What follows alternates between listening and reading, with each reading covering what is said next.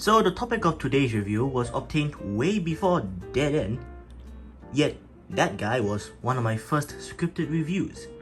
Better late than never, as they say, so let's talk about the also controversial Legacy Deluxe Wildrider. Since it has been a year or two since this guy came out, let me explain briefly why Wildrider had people split opinions on him. Backpack. When reviewed and in stock photos, the side of the car were flat out. It was ugly as it broke the silhouette for no real good reason. You can't pretend it's a jetpack like so, but A, it's not a great first impression, and B, it's a bit of a shit jetpack. There is more nuance to this, I believe, but I can't remember them and I don't want to scroll through the TF forums to find out. The good thing, however, is that you can just ignore that step and just leave it as is. Now, I do want to say this. While this is a new figure released in the 2020s, I am getting this weird sense of familiarity. The reason for this is due to the use of the Combiner Wars Dead End mode as a base. It being my favorite of all the CW Stunticons does make me slightly biased, so there's that. I'm also not gonna take it out for comparisons because it's, my Menosaur's arm, so I don't really feel like taking it out of the cabinet just for like one comparison, that's it. Now there is stuff to love about this figure. Paint has been expertly done, for example. Crisp red displayed up front on the arms, giving a nice contrast together with the shiny, slightly chipped silver, as you could see right over here. I'm chipping right over there, probably my fault. And the nice blue to the dark greenish grey. Could be charcoal for all I know. Said grey still leaves enough for the sculpted details to show up. Now the head. It is as G1 you could get, with lines that imply Wildrider is quite old. Fitting really, he'd be almost 40 years old now. Young for a Cybertronian, I know. In terms of his physique, it's more on the leaner side, compared to the buffer drag strip that came before, who I don't own, so here's Dead End as he's an extensive retool. Probably should have just said Dead End. Speaking of retools, I like the slimming of the lower legs. They were these big blocks with feet sculpted in, stuck onto the original. This right over here actually looks normal, which is always appreciated. And if I'm being honest, I sort of prefer this over this because on Dead End it looks really unnatural. Well, one thing's for sure, he is a very muscular, depressed man. But, I mean, you'd be forgiven for assuming articulation would be subpar due to its use of a 2015 toy as a base, but that figure really only lacked ankle tilts. Add them on and you get the standard posability found on other contemporary figures. Now you get a 360 rotation on the head, but no tilting unless you count this, which not sure. Due to the lack of ball joint usage, the arms rotate but will need to maneuver around the backpack for full rotation, and they also go out this much. The elbow swivels and has a slightly more than 90-degree bend, but no wrist movement, possibly due to transformation. You got yourself a waist swivel, and you got the legs out and back this much, a very nice amount, and you also get full side splits.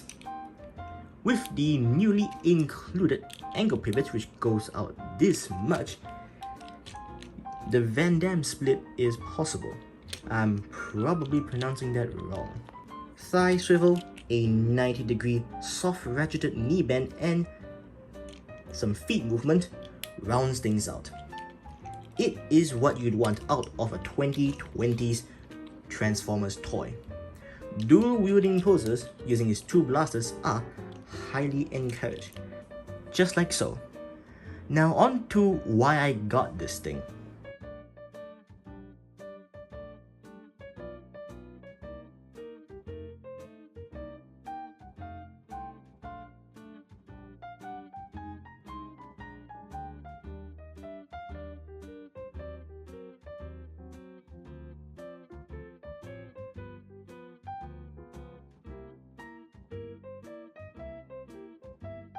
If you have ever handled the CW Dead End mode, and there are many variants, it's almost 1-to-1 in terms of steps apart from head storage, as it's now in the chest due to the lack of a combiner port, freeing up all this space right over here.